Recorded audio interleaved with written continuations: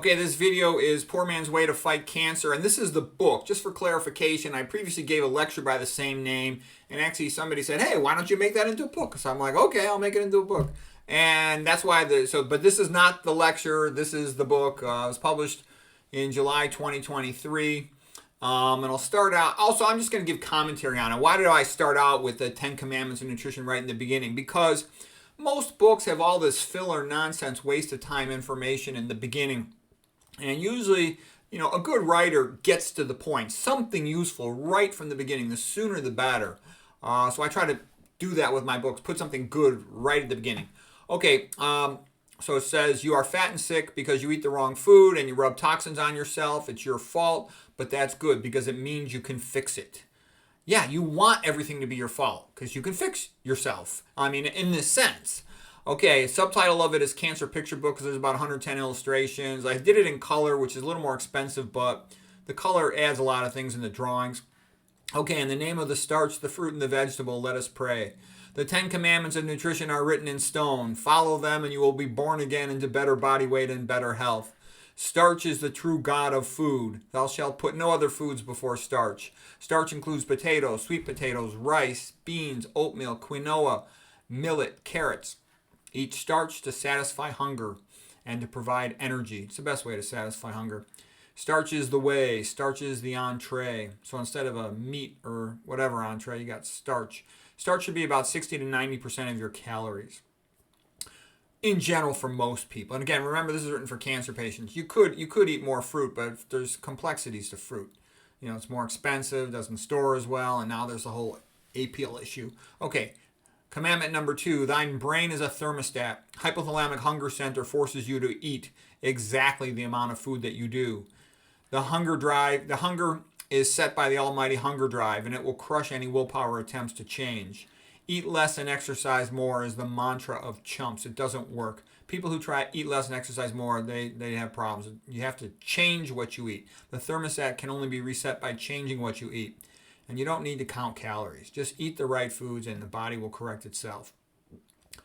Commandment number 3, vegetables are the best source of nutrients. Fruits are good in limited amounts. If thou art young and skinny, or if thou exerciseth much, then thou may eateth more fruit. For every meal, thou must ask thyself 3 questions. What starch, what vegetable, what fruit? And by the way, I like fruits a little more than I'm saying here. There's reasons why I'm doing this, what I'll get to later, but okay, so now I got to advance the page here.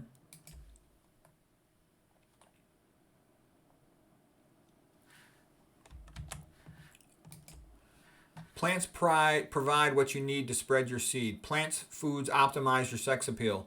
Vegetables vasodilate by increasing nitric oxide, potassium, and magnesium. So that's where all the stuff comes from plants. The nitrate precursors to make nitric oxide vasodilate are systemic throughout your body, processed through the back of your tongue and your stomach. Potassium is big in plants, so is magnesium. This is what you want.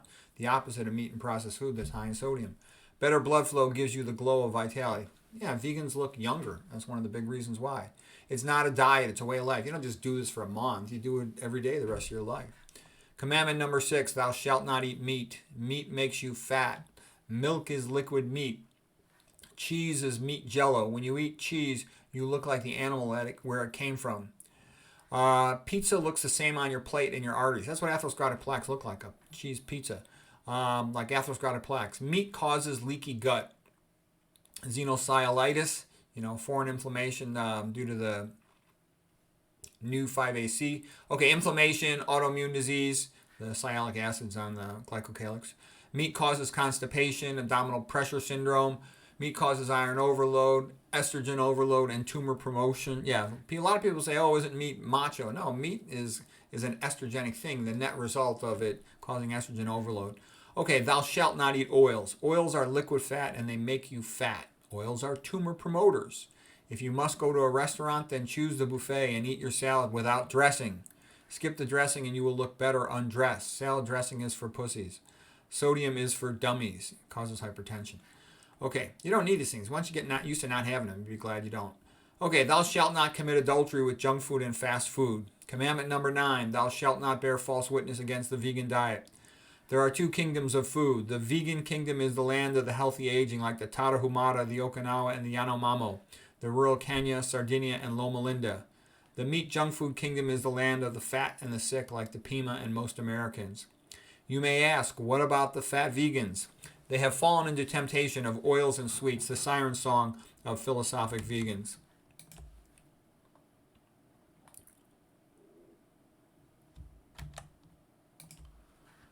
Do not be fooled by those false prophets. The path to optimal health is by orthodox veganism.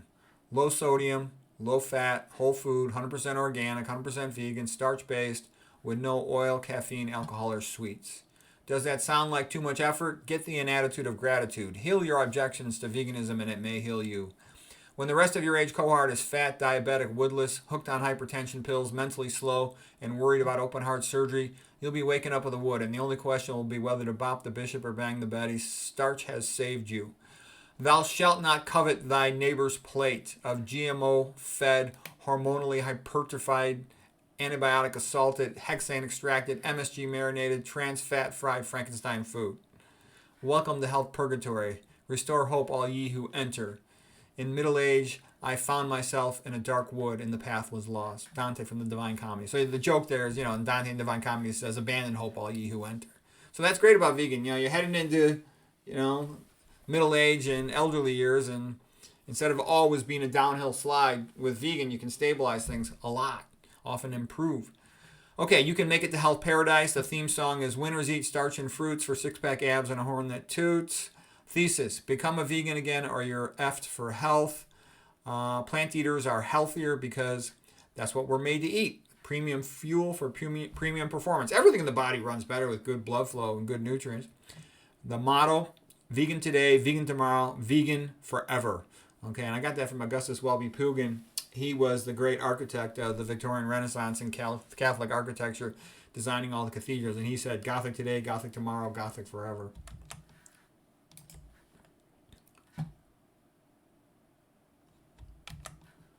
Okay, so here's a table of contents. I always start out with an intro. I call it the bore word, and I'll make a lot of jokes, just stuff that, I know a lot of people aren't going to want or be able to get through the molecular biology, the biochemistry stuff, so I'll put a couple jokes up front. Then I'll go through the cancer, and so you can see for yourself what's up with the estrogenics. I go through a lot of what causes cancer and what can you do about it. That's the main point of the whole book. Okay, now here's this joke of a dedication. Where does this come from? It comes from Ruskin, John Ruskin. He was one of the leaders of the great Renaissance Christian movements in Victorian England with regard to architecture, painting, and he loved the cathedrals. And he's the one who promoted the Pre-Raphaelite Brotherhood of Magnificent Artists. His speech is available on YouTube, the 1853 speech. It's magnificent. So anyways, his wife was Effie, and they had a kind of a crazy relationship, but just her name, Effie, was kind of funny to me. And so I made this dedication to my dear wife, Effie. F you I love. You are the mother effer of our children. Sometimes I do wish you would F off. Okay, so it's silly, but I don't know. It seemed funny to me at the time. Disclaimer, I have nothing to declare but my genius, Oscar Wilde. Okay, then the real disclaimer, the book is for educational purposes only. It is not medical advice. I'm not your doctor. I'm just a lonely old autistic hermit who writes these books because I have nothing else to do. Dietary change can have a powerful effect on blood pressure and blood glucose. If you are taking any medications, you should let your doctor know before changing your diet, as this will likely lead to medication changes.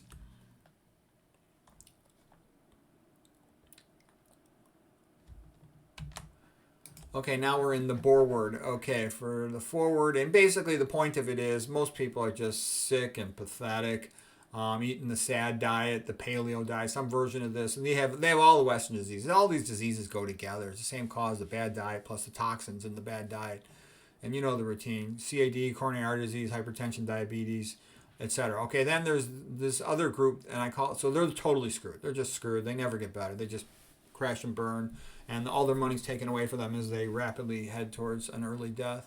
Okay, and that's like the most common American, how they age. All right, half screwed is somebody who's like, and a lot of doctors are in this category. They're sort of lacto, ovo, pesco vegetarians. And I got a lot of friends in this category. And they'll come to me and, they'll see their health going down and they'll talk to me. And I think it's funny because I have lots of, doctors in other fields and I'm giving them advice in their field because they know I know. They know their own books are wrong and out of date, and they know I've read the papers, so they talk to me, which I think is funny. I take it as a compliment when they ask my opinion. But the point I'm saying is lacto, ovo, pesco stuff, flexitarian stuff, it's bogus. It plugs up arteries. It's almost like an improved version of the Mediterranean diet, but it's still got the Mediterranean diet mentality. It's basically high fat and it's high animal protein. It's very few people. It's really 1%, maybe less, that are really optimizing their health from what I've seen. Okay, so this is a normal distribution. Let's see, what's new in this book? Okay, like why did I make this book? Well, I had a little bit of extra time, more than I usually do for the month. And I had gotten used to working with this color drawing program that I had never had before when I wrote my earlier books. They don't have color illustrations, so that's why I wanted to make it, because it's so much easier to learn from a color picture. What I would suggest if you're interested in learning about what's known about preventing cancer is, get the book or just watch my videos on it. And you can watch the videos also of other persons like, McDougall. I think McDougall and I are real complementary. He kind of knows all the literature from the 1900s, and he's good on the epidemiology and has a lot of clinical experience. I go into a lot more details about the biochemistry, the molecular biology, the pathophysiology, and I got the whole radiology, surgical background. But I think the two end up being real complementary. T. Colin Campbell, he's like the world's expert on protein, and then it's great to hear from also persons with personal experience. Ruth Heidrich, she reversed her what was thought to be a fatal breast cancer. She's alive over 40 years later. Okay. It's nice to have a book and to read all this stuff and watch the videos, because then you can just write what you learn from the video in your notes. Okay, you can do a lot to reduce your risk of cancer. Some of the key points in the whole book.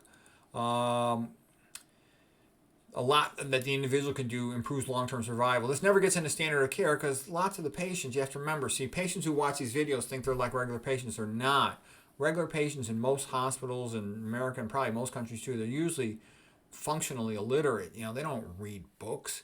And many of them have been heavily cigarette smokers, alcoholics, drug addicts, cognitively impaired, really elderly. So they're not going to do as much to help themselves. But a person who's with it, they can do a tremendous amount. The somatic mutation theory that cancer is primarily caused by DNA damage and mutations has largely been refuted. The metabolic theory of cancer, like the Warburg theory of cancer, has a tremendous amount of data to support it, and it tells you what to do to lower your risk. It's very useful. It's the one that I think is correct. I also mentioned here that my videos are mostly here at YouTube, but I also put some at BitChute and Rumble and Twitter and LinkedIn. And if I ever get the boot from this video channel, I will put all my stuff at those other sites. But in general, I prefer YouTube just because it's got better software. It's got a bigger audience. There's a lot of benefits to it. Okay, in his book, Mystery Method by Mystery, about seducing women, he described the average guy as an AFC, meaning average frustrated chump. In this book, I will describe the average person as an ADS, an average dumb shit. And we will call the wise person a WP.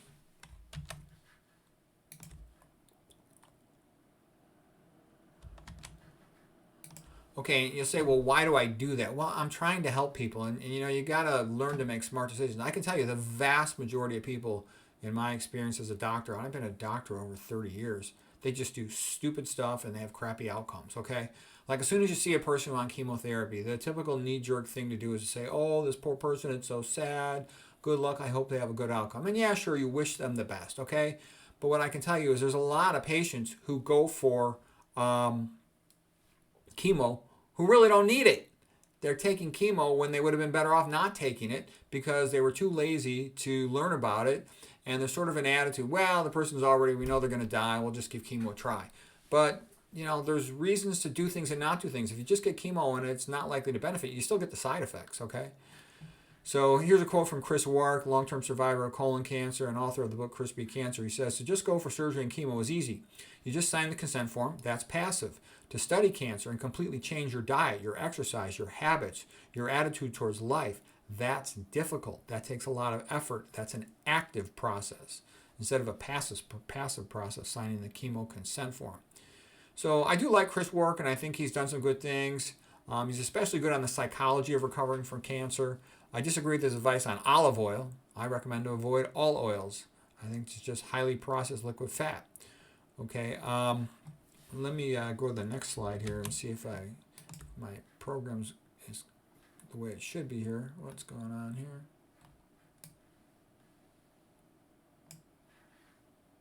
Gotta adjust the slide one sec here.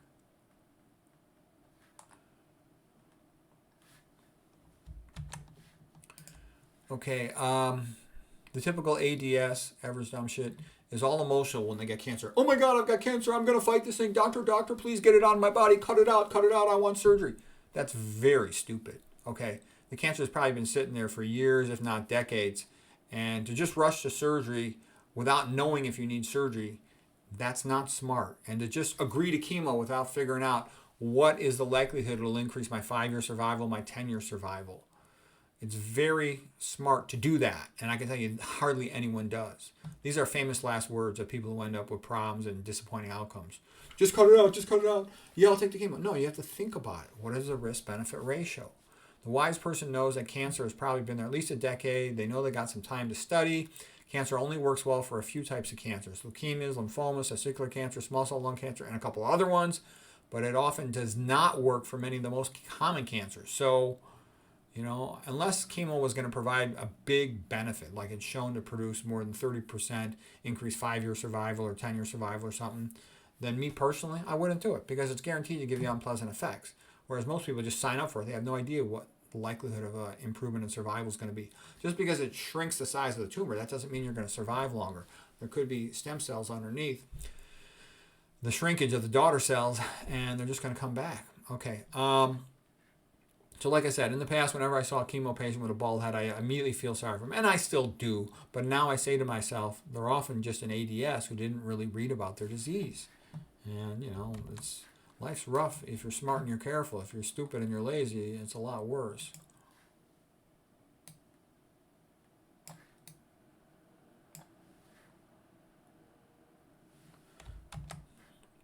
Okay, as far as the format of this book and my lectures, I usually start out with basic useful information, and then I'll add some things that are a little more technical that I hope are interesting. So this would be a general understanding. These would be a little more technical points, and then I'll throw in a couple more advanced stuff, and real almost specialized things. And then I joke that these are AOs. They'll take you to an AO, academic orgasm, but then I'll come right back down to some just common sense, basic stuff. But so I think that's makes the book interesting for people who are experts. You could have experts who did their life work in cancer, and they'll find tons of new stuff in this book. And so for somebody who doesn't know anything about science or something, there'll be times when it gets over their head a little bit, but it'll come right back to common sense. Okay, so I call this the multiple AO, academic orgasm approach to public speaking and writing. I promise to go slow and be gentle. The useful information. Okay, like I just said here. I usually only put one illustration per page in the book just because the word processing program has a hard time handling the illustrations. It's kind of fussy.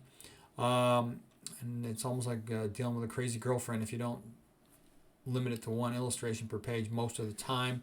Okay, so what's rule number 1 of preventing cancer? No meat. Meat increases cancer risk in over 30 ways. And when I say preventing cancer, most of the time things that prevent cancer also help to slow cancer growth. There's no guarantees of anything, but this is how you get your odds as good as possible. The same things that prevent cancer almost always potentially help to slow it. I have to speak a little euphemistically about all this because Big Pharma won't allow a doctor to talk too praiseworthy about the plants and lifestyle, diet and lifestyle type stuff. But you can read for yourself and it'll all make sense here.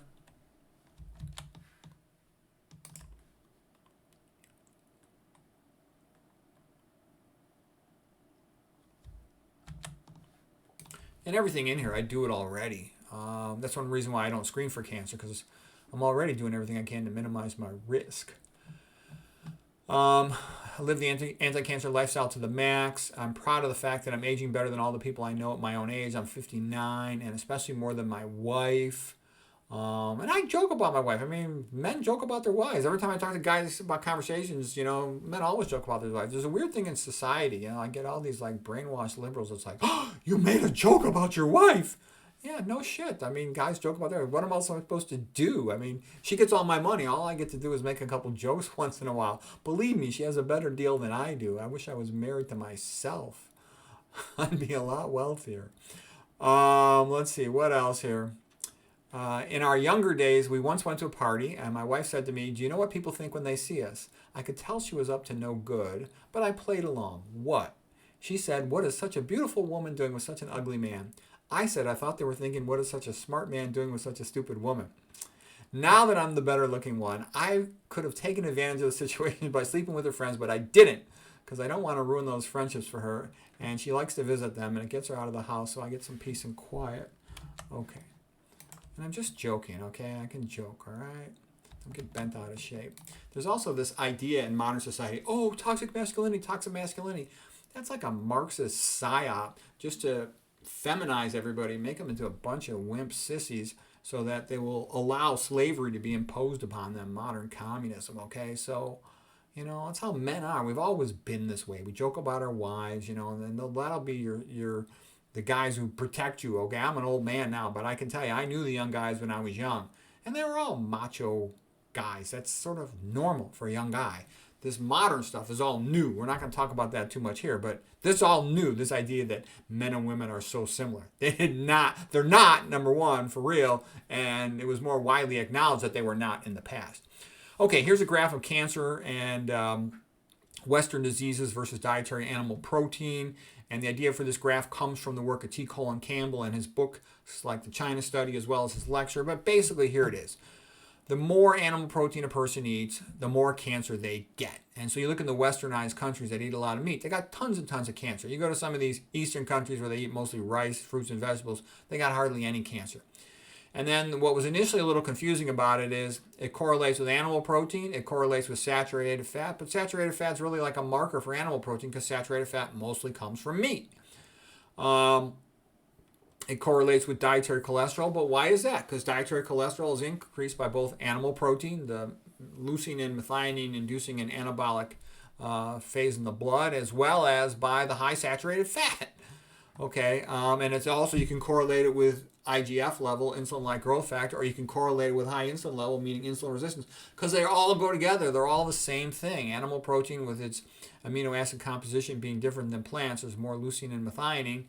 It causes this anabolic phase that raises blood cholesterol. It says to the body, time to build. We got excess nutrition, overnutrition available. Okay, so that's why they all go together. And, T. Colin Campbell would say, oh, the animal protein is the worst part of it. Let's see. Animal food does not have any carbohydrate except for milk. Animal food has zero fiber. All animal cells stabilize their external plasma cell membrane with cholesterol. That's how they make it more rigid. And plants do something quite different. They have a cell wall made out of fiber on it. So you always get fiber from plants. You always get more cholesterol from animal food. And not to mention, like we just said, the high sat fat and animal protein amino acid composition drive up your blood cholesterol. Okay, all mammal cells stabilize their cholesterol membranes. Animal protein is an anabolic effect. Elevated blood cholesterol causes atherosclerosis. Elevated LDL cholesterol in the blood makes the RBC stick together.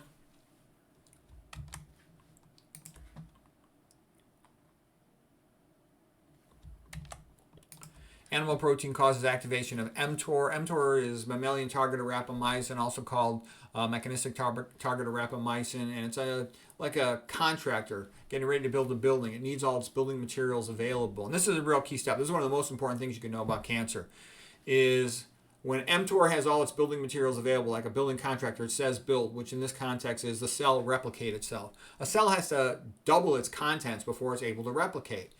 So what you want to do is deprive the cell, and we'll talk about that in a moment, but deprive it of what it needs to replicate. So it can't double itself, and then it can't grow. Okay, animal protein is more leucine and methionine. That's often the rate-limiting step for activation of mTOR, is those amino acids, leucine and methionine, which are much more common in animal protein than in plant protein. So that's why animal protein causes activation of mTOR. That's one of the main reasons.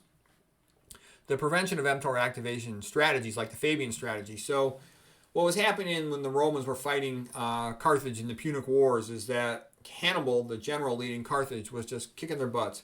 The Romans simply could not face him head to head, or he would always crush them. He killed many tens of thousands of Romans.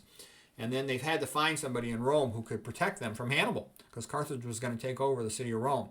And Fabius Quintus Maximus stepped forward, and he had a strategy to defeat Hannibal. Hannibal, when he was in Italy, was far from far from his home base, and so he had weak supply lines. So Fabius just tried to destroy his supply lines and avoid a head-on-head confrontation, and he was able to eventually defeat Hannibal. And that's essentially what we do to cancer. Okay.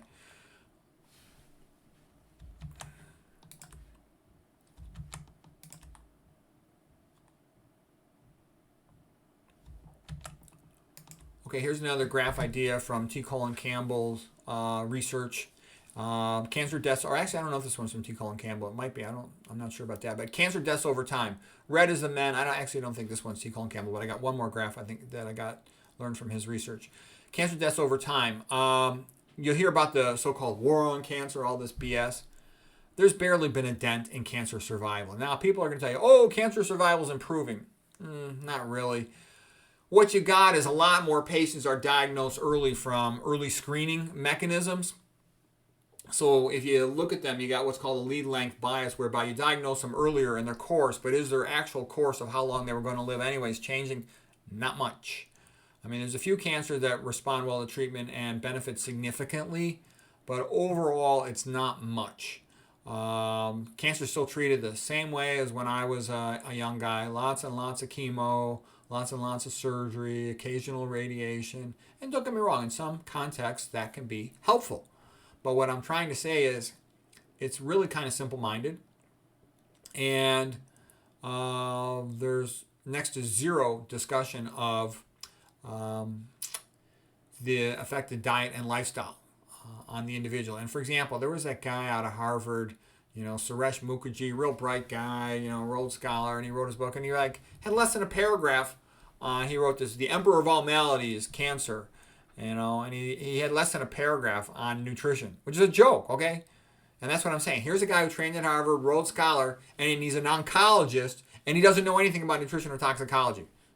That's stupid, okay? That's pathetic. That's what I meant by Harvard University's become a joke, okay? And conventional medicine, to some extent, has become a joke when it comes to chronic disease, okay?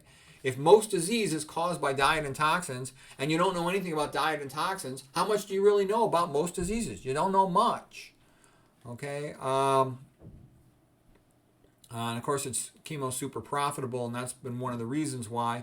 Let's say you work at an Ivy League university. You have to make the chemo company happy, or you don't get grant money. And if you don't get grant money to get published papers, then you don't get promoted or you get fired. So the system is designed so that it cannot fix itself. And that's why you've heard me talk before about religion. And the truth is, the transition towards more and more of an atheistic viewpoint in American society has led to a severe deterioration of the quality of healthcare. And it's only going to get worse, because if you have a God-based worldview such that you value the individual, the most important minority is the individual, then you want to do the right thing by them. On the other hand, if you don't have that, if you have the atheistic Darwinist viewpoint that the individual is just a talking primate, what obligation do you have to a talking primate? Talking primates are in zoos. Okay, you have to stay with the money. Okay, and who's got the money? The drug companies, the insurance companies, the big hospitals, and the patient's got nothing. The patient has no money. All they can do is say thank you. Okay, so you have to care about them. Okay, and everybody says they care about them, but when push comes to shove, medicine's based on what does the device company want, what does the drug company want, what does the insurance company want, okay? Let's see. Chemo companies and hospitals, they know they're going to get their money whether the patient lives or dies, okay? As a matter of fact, what happens to the patient in healthcare is for the most part irrelevant. I know that's a bizarre thing to say, but what I'm saying is a doctor gets paid if he provides a service, and a billing code. Whether or not the patient lives or dies doesn't change whether or not that code is billed and they get paid. So the patient says, I'm going to go to the hospital and try to get cured, but that's not kind of like how it works. They receive services. They have a certain blood test, a certain imaging test. They're prescribed a certain medication. Their insurance company pays for those things. There's no increase in payment for curing the patient. As a matter of fact, there's a dramatic drop in payment if the patient's cured, because then they can walk away and don't need anything else if they're actually fully cured. Okay. I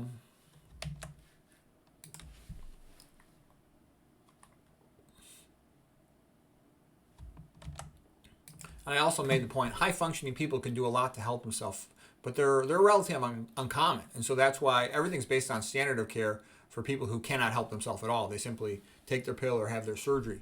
But that's why, a high-functioning person will say, isn't there anything more? And the system quite often will have no answer for them. And they have to read on their own to figure these things out.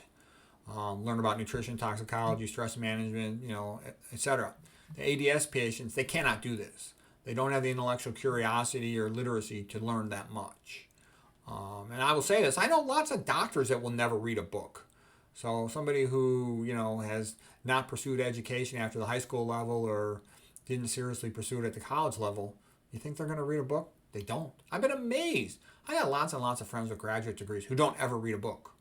They never read a book. And they all say the same thing, I'm too busy. That's why I show you, you can just read in your bathroom and listen to an audiobook in your car, and you'll get through at least 2 books a week. Okay, it does require a lot of studying on one's own to learn all this stuff. You can learn from watching videos. You don't have to read. And I can tell you, man, the number of people cognitively impaired is off the charts. One of my internal medicine friends told me that almost all of her patients over 60 are cognitively impaired, and I have other internal medicine friends tell me most of their patients over 50 are mentally slow. My psychiatrist friend told me that most of his psychiatry patients didn't just have psychiatric diseases, they were also stupid most of the time. In my experience of talking to a lot of patients, a lot of them are very nice. A lot of these older patients, I'm just saying over 60, they're very pleasant. They're nice, they're likable, I like them. But they're mentally slow. They're kind of cow-like. Yes, thank you, yes. And I think it's for all the numerous reasons. There's lots of things causing cognitive impairment, and that's been the subject of plenty of other lectures. And so the whole point of this is that somebody who actually looks at their disease and studies it, they can do much, much better than average. All right, so here's the number of cancer foci in rodents in comparison with the percent of calories from animal protein. This also comes from the research of T. Colin Campbell. So basically, the more animal protein a person eats, the more cancer they get. And what's scary about it is there is no bottom threshold. Any animal protein increases cancer risk. So that's part of the reason why he recommends zero animal protein. I agree with that. I think that Americans eat way too much protein. I actually think they eat too much plant protein too. Okay, let's see. TCC says Americans were eating about 15% protein. I think they're eating more than that. And he says that a lot of it is animal protein. I think the guy deserves a Nobel Prize. They'll never give T. Colin Campbell a Nobel Prize. None of these nutrition superstars of research will ever get a Nobel Prize. The reason is Nobel Prize generates publicity. They don't want these guys to get publicity. They don't want the public to know, that they can often cure themselves with diet and lifestyle. That would be bad for business. Okay, TCC, that's T. Colin Campbell, he showed that the more animal protein the rodents got, the more cancer they got. He even showed that if he stopped all the animal protein, the cancers routinely would stop growing. That's an important point. Remove the animal protein from the diet and the cancer stopped growing in his rodent study. That's one of the reasons why people are confident that they got a very good chance to slow the growth of their cancer by stopping the animal protein in their diets. He did his experience in numerous different ways. I read all of his books. They're quite good. And no matter what they did, animal protein was the major cause of cancer. He especially thought casein from milk was really bad. TCC was so confident of his research that when his wife was diagnosed with melanoma, he put her on, the same vegan diet, and she did great alive years later. TCC says there's no safe lower level of animal protein. It's best to not eat any at all. TCC says that animal protein is the most important cause of cancer. So it's an important tumor promoter. Think of it as a major tumor promoter. So to summarize what we covered so far here is wise persons know the best diet has zero animal protein, no meat, not one bite, and that includes dairy, no milk, not one drop. Same goes for any dairy product like cheese or yogurt. I would never eat those foods. And here's basically, these are the basic choices in life. I'm telling you, I've been a doctor 30 years, and this is what I see all day long, every day. The average chump, average ADS, average dumb shit, they eat all the meat, oil, processed foods, and get them exposed to all the toxins in all these personal care products, etc. End up on a whole bunch of drugs, and then they start getting operated on, chop, chop, chop, and then bye-bye money, dead early, all right? Smart move is like we just talked about, be self-sufficient.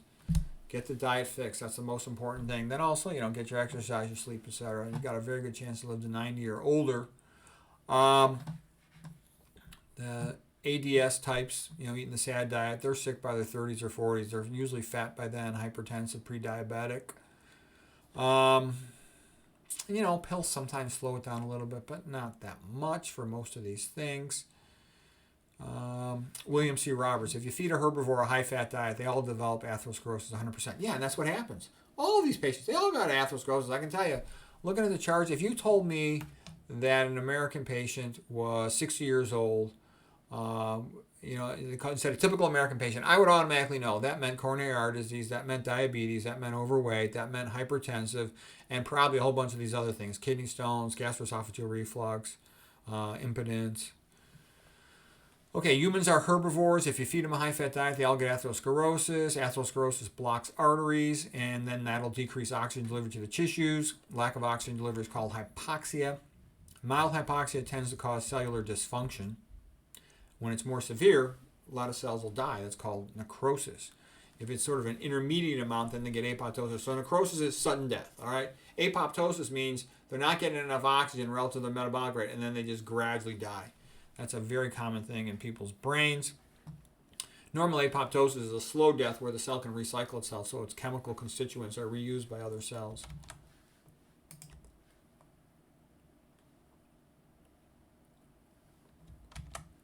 Cancer is really a normal cell that is hypoxic by the Warburg effect, and that causes it to transform into an anaerobic bacteria, to be very much like an anaerobic bacteria.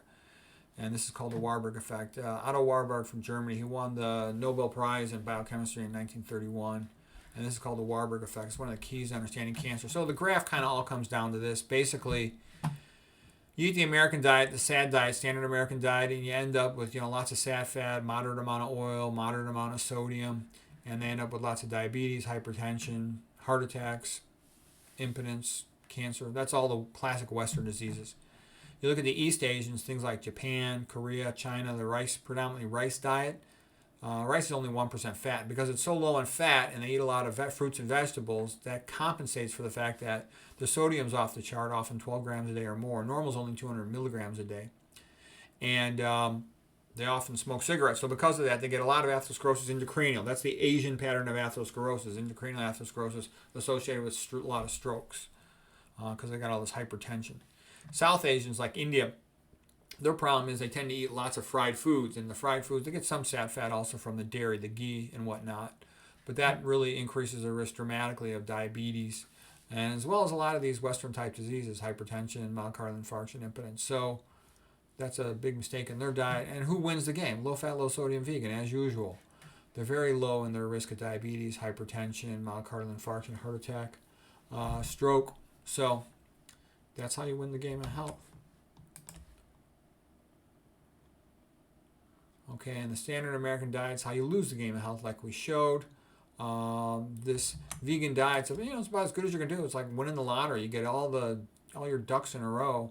It's as good as a deal as you're gonna get in health. Okay, now is the part where I talk about my coaches. I think I'm gonna make that part 2. So we'll stop right here. So this was just part 1 of the book.